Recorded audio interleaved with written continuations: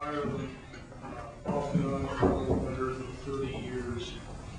Ireland, as I'm sure you all know, over the centuries since the Great Famine of the 1840s, has been a net exporter of people. Like that? Okay. Ireland has been a net exporter of people. It is common to go to an Irish bed and breakfast and discover that the owner is the last person in a family of 8 and 9 still living in Ireland. All the rest have gone elsewhere, generally to America. This has been changing as Ireland's economy has changed and improved in recent years, and the country has joined the European Union.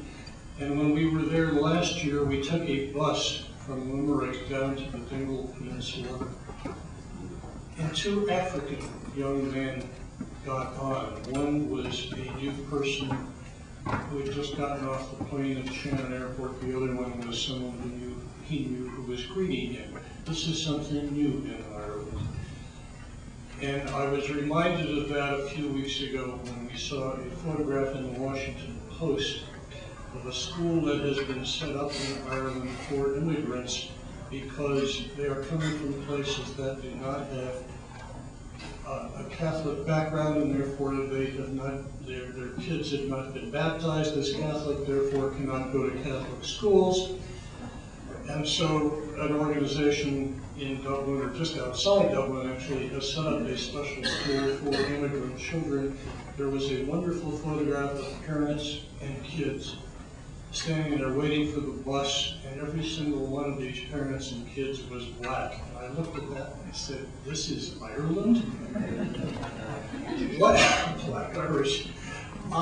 What that signifies to me is that what we are dealing with is a situation of migration, not immigration, not emigration, but migration, that is going on throughout the world. Western Europe newspapers are filled with tales of the so-called iconic Polish plumber.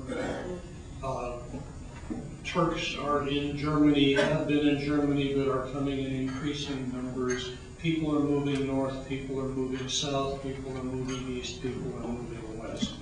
And so while we in this country focus on, oh my gosh, all those people who speak a different language coming across our borders from the south, we are just really part of a larger world migration.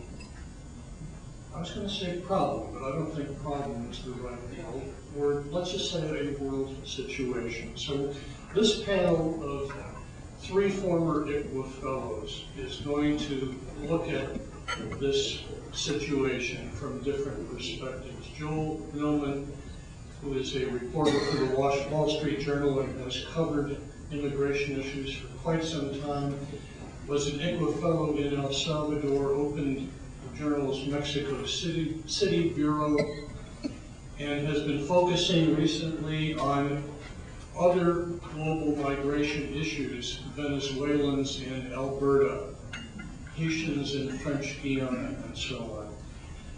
We'll look at it from a large-scale perspective. Wendy Call, who was an ICWA fellow in southern Mexico, will look at the issue from the perspective of what is sending people from areas like southern Mexico to the United States and elsewhere.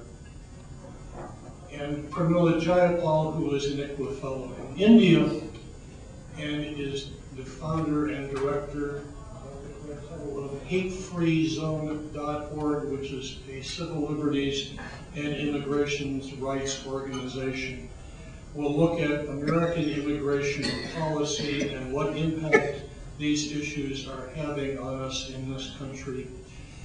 I've asked each of them to speak for up to, but no more than 10 minutes. I hope then we'll have a pretty free-floating discussion of these global migration issues, but I do want to focus on the global aspect of it and not simply the U.S. Perspective. Joel